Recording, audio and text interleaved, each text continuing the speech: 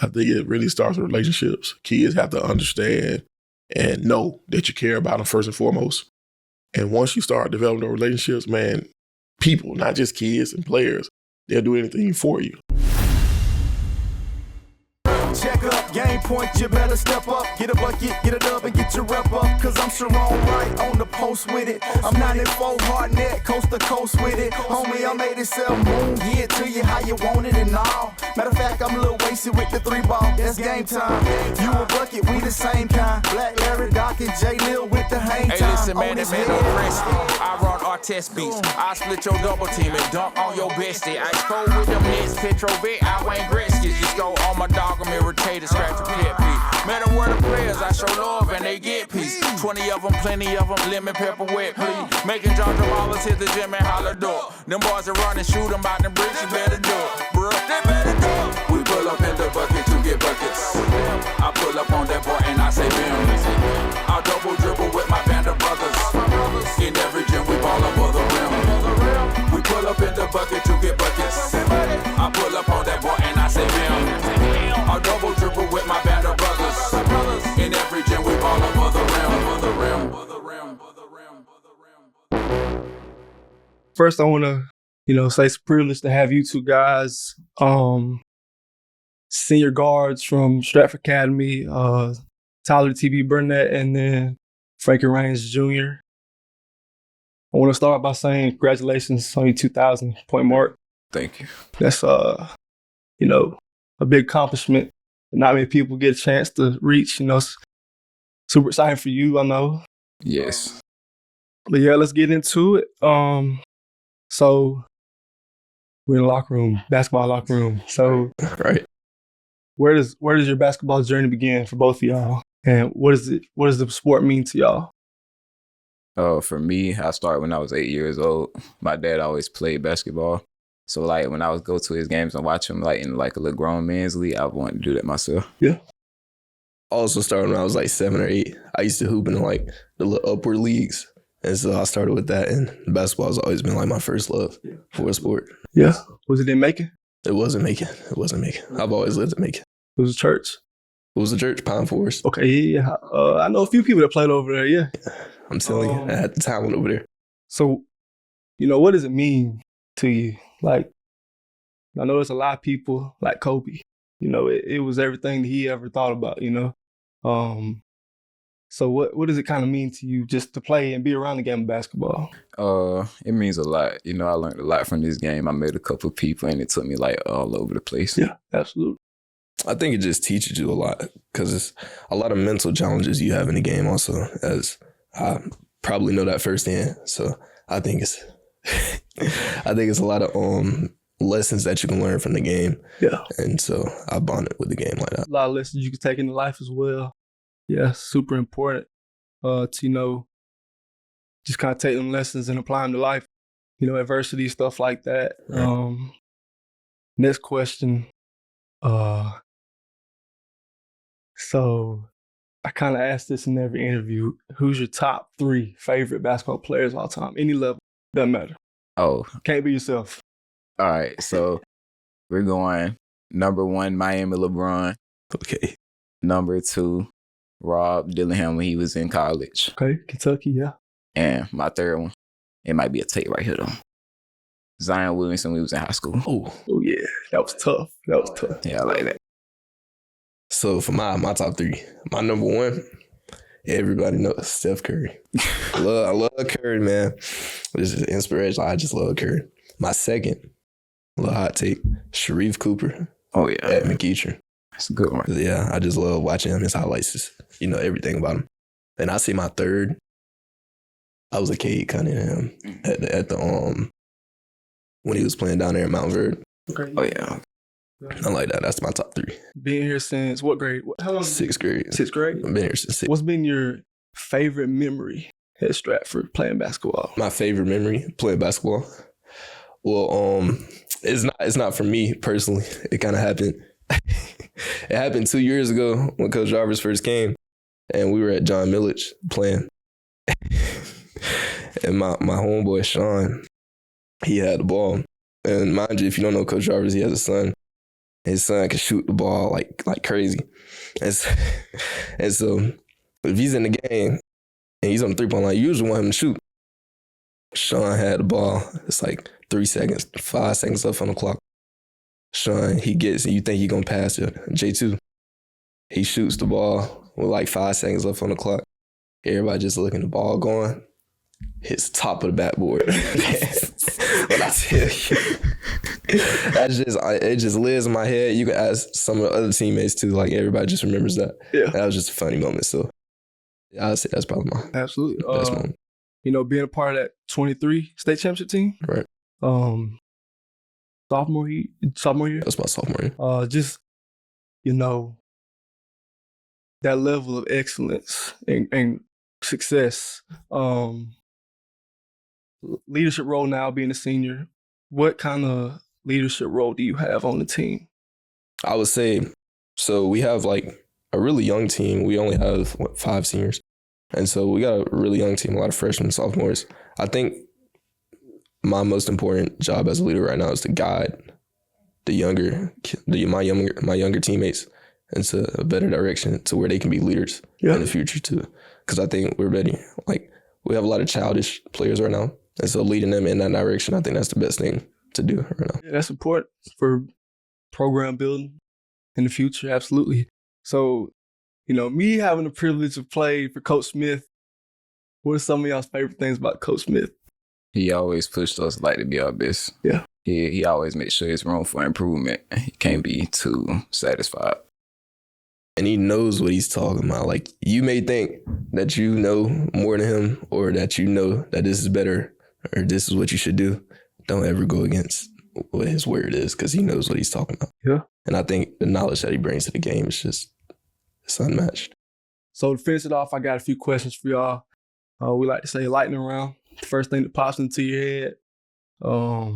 Before the game, pre-game, you're all in the locker room. Who's on aux? TB. What you like to play before the game? It's got to be clean. It's got to be clean music. But I like to have a little First Day Out, you know, by T Grizzly. That's always a good one. Get everybody going. I remember we used to listen to that a few times.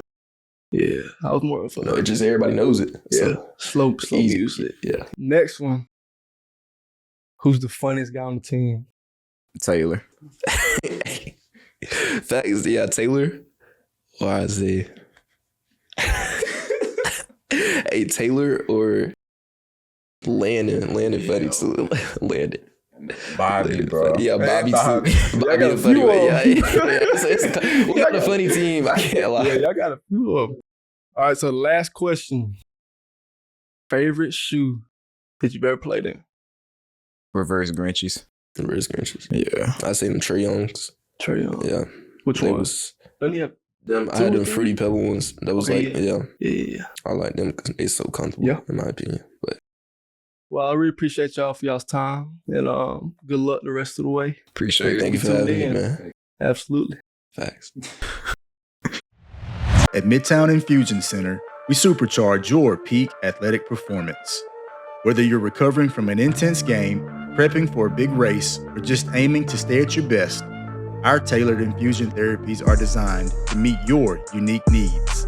Administered by our team of experts, our infusions replenish vital nutrients, boost hydration, and enhance recovery. Midtown Infusion Center, because every athlete craves peak performance. Call us today and discover the difference. Your path to becoming elite starts here. Coach Jay, I want to thank you for letting us come in, man, and sit down with you and talk a little bit about you and the team and the season and we're excited to have you on the podcast. I know we tried to get an episode done a while ago and had some technical difficulties with it, but we're here today and we appreciate you for having us. Man, thank you guys for having me. Absolutely. So you've been in Macon long enough now to be planted and known for what you do and the job you do. So you first got to Macon at Tatnall. Yes. In 2014? Yeah, 2014-15. 2014-15. And prior to that, Bruton Parker. Bruton Parker from 11 to 14. 11 to 14. And then prior to that, Robert Toombs. Yes, actually was Robert Toombs. And 5 years there before BPC. Yeah. 2 state titles there. Yes. Okay. And then prior to that, we spent some time at Randolph Clay. Yeah, Randolph Clay was in the middle of Robert Toombs. It was 3 years of Robert Toombs, job transfer, Randolph Clay for a year, and then back to Robert Toombs. Okay. So before that, the first gig was Wheeler County, Alamo, Georgia. Gotcha. Before Robert Toombs. So overall, this is year what? 21? Year 21. 21. Okay, so 21 years in the coaching profession it's a calling. It's challenging. It's a calling. Yeah. Where did you develop the desire and the want to give your life to this profession, because this is one that you have to be all in? Man, my start, dreams, desires, no different than anybody else's. You know, everybody had that dream, go play pro ball. And I realized I wasn't growing no more, you know, and I realized on the collegiate level where I was, and I wanted to be involved, and I want to stay involved. So I actually started working at the Boys and Girls Club when I was at Bruton Parker as a player. And so I was tasked with the job of running different things for the young men in the summertime. Mm-hmm. So we picked up, it wasn't AAU, but we put a group together and we traveled around Georgia and just played different Boys and Girls Club. You know, came here in Macon a couple of times, Savannah, you know, just went around Georgia and did that. And going into my senior year, it clicked. You know, that was something I really enjoyed that previous summer. So it was just something I was like, I want to try this. Mm-hmm. Tried it. One of my former assistant coaches in the college, Peter Dees, accepted the job at Wheeler County. So when I graduated, he gave me an opportunity, and it's been there since. Ever since. Yeah, ever since. So who are some of those, you say Peter Dees, former assistant coach you had, who are some of those other guys maybe prior to college, earlier than college, coaches that you thought, man, I'd like to be like that guy? Man, you know, growing up in Atlanta, you know, the AAU scene was, at that time, was developing and really blossoming. So I had an opportunity to come up under Al Outlaw with Team Georgia. He, you know, military guy, you know, so that taught us a lot as young men. And also Derek Campbell was another one. You know, I had an opportunity to play with Coach Derek Campbell as well. And he was another father figure for me. He was like a second dad for me growing up, you know, and we still communicate. And he keeps up as today, you know. And those two guys kind of stand out. And also I spent a little time in Panama City, Florida, running blue, who I actually stayed with down in my last 2 years of high school in Florida. Running blue really started the blueprint, you know, just watching him as a father and as a coach. He was that everyday role model that I saw. And so, you know, he's part of my walk as far as how I try to carry myself amongst the kids, my kids, and amongst the program, and so on. Mm-hmm.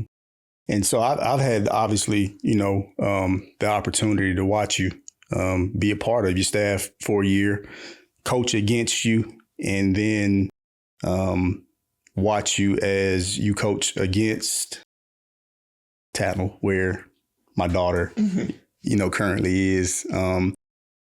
And you can tell your intent and your purpose in being a role model for these guys. And I think my guy, it'll be shared with you that, you know, the effect that you have and how positive that is and how you help these young men blossom and grow and develop into men. And I want to give you props for that. Appreciate that, bro. And tell you, you know, that you do a great job. I appreciate that. Great job. Let's go back. Okay. So before high school, so you originally from Atlanta. Yes, sir. The real Atlanta. You know, I always tell folks, yeah, you know, hey, we ain't from Gwinnett County, inner city Atlanta. from the real Atlanta. Mechanicsville, Georgia. No, all jokes aside, you know, Atlanta's home. Take us back to growing up in Atlanta the basketball scene, where you kind of developed your desire to play ball, and some of those guys, players wise, that you looked up to? Man, I could give you the year. I might have been like in the 4th grade, probably back 1991. Octavius Thomas. My brother played at Carver High School, and my brother and his Carver Panthers were my favorite team. Mm-hmm. And he was my favorite brother, only brother, my favorite player. Mm-hmm. And so they had to play George High School. And whenever they played George High School, man, I remember sitting there with my mother and just the atmosphere. You know, you don't understand it at that age. You just know the gym's packed. You know, and the game itself was so entertaining and so tense. But that's when I had the opportunity to see Octavius Thomas, who I still say is one of the best players to come through Georgia in my book. And I saw him play. And, man, it was just another level. It was just different. You know, it was just different. So I would say maybe that 4th, 5th grade is really when I started, like, hey, I want to play basketball. Gotcha. I want to do what they're doing type of deal. Gotcha. So that's where it started. Gotcha. Yeah, so 2023 state championship here. Was that your third? Yes. Third state championship? Yes. Okay. How do you maintain just that success with, you know, multiple different teams changing every year, kids coming and going? What are some like key points or focuses that you focus on every year that stays consistent? Be true to myself, first and foremost. You know, like you said, kids gonna come and go out the locker room, but the locker room gonna stay the same. We may not have the same faces, but the standards stay the same. And you know, you always got, it doesn't matter how successful a coach is. You look to the right or left, you gotta have some kids. You understand? And we've been blessed over the last 21 years to have some pretty good ball players. But at the end of the day, you still have to do your job and put it all together. You and your staff got to put it all together. And that's a challenge every year. You know, like here, like even this year, you know, on paper, it would be probably the least talented team over the 3 years we've been here, but probably the most hard-working team we have. You know, we got a bunch of dogs in here. You know, we don't have a bunch of basketball players, but we got some competitive kids. And they've bought into what we've been trying to sell this year, and they've done a great job. How do you kind of, you know, maintain or so you said buy-in. Mm-hmm. There's not many coaches out there that I know personally that have kids buy in as much as you do. You know, playing for you, it was really, you know, visible to know that you got kids from your starting point guard to the end of the bench that's gonna buy in for you. You know, how do you keep that just rolling? Relationships. I think it really starts with relationships. Kids have to understand and know that you care about them first and foremost. And once you start developing those relationships, man, people, not just kids and players, they'll do anything for you. Like, you know, I have relationships like we just talked about, Coach Mike, we just talked about a couple of coaches that, you know, I kind of martyr myself out for a little bit. It's relationship based. And they can call me right now. There's nothing I wouldn't do for them. You know, if I could do it, I'm going to do it. So build those relationships and letting those guys know it's one big family. And everyone, and accountability. You like you just said, from 1 to 15, 1 to 12, how many you dressing, accountability. That's important. When you can hold your number one guy or best player on your team, whatever you want to say, you hold him accountable and everybody else see that, everybody else has to fall in line, you know. But if you let your number one guy do what he want to do, guess what everybody else is going to do?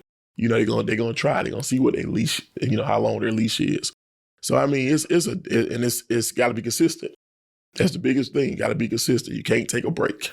And like Coach Mike said, you know, it's a challenge to do it. And for 21 years, you have to be consistent. You know, like you in the hallways, certain things you can't let go. Just like you're in the locker room, you're on the court. You got to address everything. And then after you get to the point that they know it's going to be addressed and they can't get away with it, you know, they go to buy-in part. Either buy in or buy yourself out. You know, one or the other. Yeah. So one of the things that I've always been interested in is your your ability to coach your son. I personally, I didn't want to go that route just because I just wanted to be at the point where, I could be dad. I didn't want him or, Kennedy to blur the line between coach and dad. Yep. I feel like you did a really good job of that with J2. How were you able to yourself personally, how were you able to distinguish between dad and coach with him?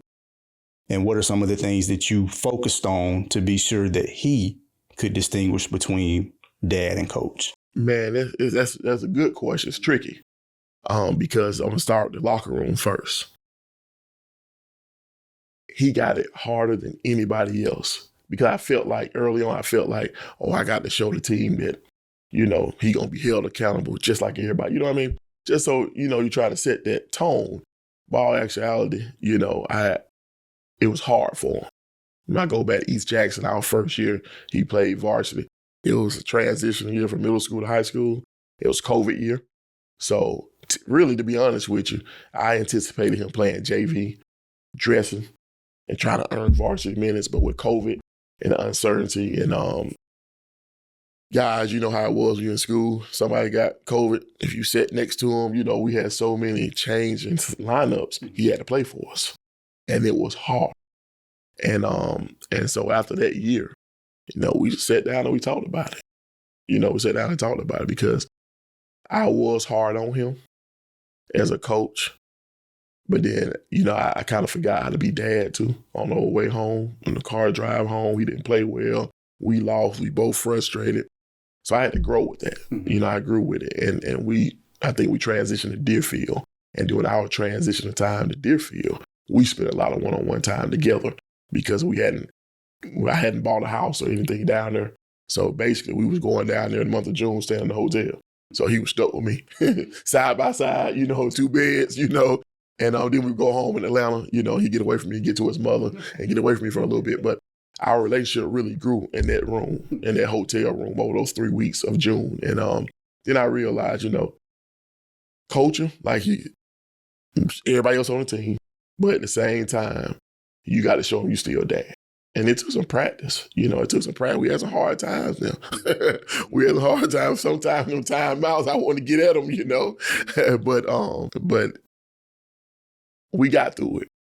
And I sit back, we were just actually talking about it earlier with the team. I sit back now and I wish I still had them. Mm-hmm. You know what I mean? Because you don't realize, you get caught up in the season and things of that nature that you don't really cherish that time. Mm-hmm. You know what I mean? And so now I wish I could have a year back, and try to slow it down a little bit. But it was challenging, but very rewarding at the end. Yeah. So now you get the opportunity to watch your baby girl play. Mm-hmm. Well, and as as your homeboy, I'm gonna tell you this: you're different with her than you were with him, right? Yeah. Just like I was different with him than I am with Kennedy, right? So, what's it like watching her come into her own? Man, that's been I've been able to enjoy that more than I did with Jarvis, because trying to win ball games, trying to run a program, it's just different. But like you said, it's your baby. It's different. Last year, the girls had a decent year last year, and she was not forced into a position. She had to play point somewhere she ain't never played. And we know as ball players and play, if you ain't a point guard, you're not a point guard. But she got through the year as a freshman. Right. Her role has changed this year, and she's on the wing more slated to what she's used to. And she's had good games. And, she's had not so good games, but they're winning. And that's important. She's coming off an injury as well, but it's an important part. But, sitting there and watching her do something that she loves, and I guess it's a family thing, you know what I mean? You kind of forced into it a little bit. She's always been around it. But I always tease her, though. Actually, she was into this morning. Before we practiced, she came in with me. And she shot for an hour, and she only want to shoot when she shoots bad the night before, right? And I keep telling her, you're pros in the gym all the time. He's in all the time at night. You know, he didn't need me to come up, you know, things of that nature. But it's been fun to watch her journey, man. It's been fun. It's just different, but it's been fun. Right. Well, we don't want to hold you too much longer, Coach, but we're going to end it here with the lightning round. So this is off the top of your head. All right. First answer that comes to your head. Can't spend a whole lot of time thinking about it. Okay. All right. So we'll go back and forth. So All right, cool. I'll get him one, then you get him one, and then we'll go back and forth. All right. So favorite player of all time? Oh, MJ. That's easy. I don't even MJ. You know, I mean, no argument. No, I don't even just, you know what, that's barbershop talk. And we talk about it all the time. And when I find myself getting frustrated arguing these points, I just stop talking. I mean, you know, but it's MJ, man. Like, I mean, like, it's MJ for me. It's MJ. Right. Favorite basketball movie? Favorite basketball movie? I'm going to go Glory Road. Because it taught us so much what they had to go through. So I'm going to say Glory Road. So, interesting fact. Yeah. We just recently found out that one of our extended family members was a starter on that team. Wow. Flanoy. Wow. Yeah, so Detroit. If I'm not mistaken, He's the one from Detroit. Harry Flanoy. Yeah. He was from Detroit. Flanoy. Yeah. He is Or through the movie. extended family of ours. Yeah, my dad, you know, and that story in itself is a crazy story because we just found that family within the last 3 years or so, and come to find out that he was on that team. That's all right. Yeah. That's big time, man. He was part of history. I don't know where that size went, Oh, you know, right. but no, that's big time. All right, so you battle. You're in a battle. You pull one out. It's time to go eat. Favorite post-game meal? Some with some wings. Some with the wings. I guess right about now, Taco Mag, you know. Applebee's. True ATL with those wings. True ATL. Long they fry them hard, we good. Before the game, I know you like to lock in, you know. Do you listen to music before the game? Sometimes. All right, when you do, who's your favorite artist to listen to? Ooh, I'm Outkast. Like, it's home. So I put that Apple Play on, Quimini, whatever it is. You know, I just listen to Outkast. A lot of Outkast going, some mellow. You know what I mean? So a lot of Outkast. Especially don't driving the bus, heading the games. A lot of Outkast. So we've had this conversation, and I know how you answered it, but we had this conversation a little while ago. And I wonder if maybe your answer has changed. Mm-hmm. If you were not a basketball coach, what career or profession do you think you'd be in? I don't know. I mean, like we talked about, you're right. We've talked about this before. And like, you know, I really feel like that I'm in my calling. You know what I mean? So I've never really thought about if I wasn't coaching, it'd be something trying to run a Boys and Girls Club or a rec department, something in that avenue. But I really think that I'm one of the few people that get an opportunity to come to work every day and it's in their call. Mm-hmm. And it's not about a paycheck because, you know, you don't get paid for what you do. Mm-hmm. You understand what I'm saying? You don't get paid for what you do. You know, you sacrifice something along the line. But I feel like, you know, I'm actually where God has placed me during the times I'm there. And I'm actually doing what I think, you know, what my calling is. Definitely. I mean, that's you.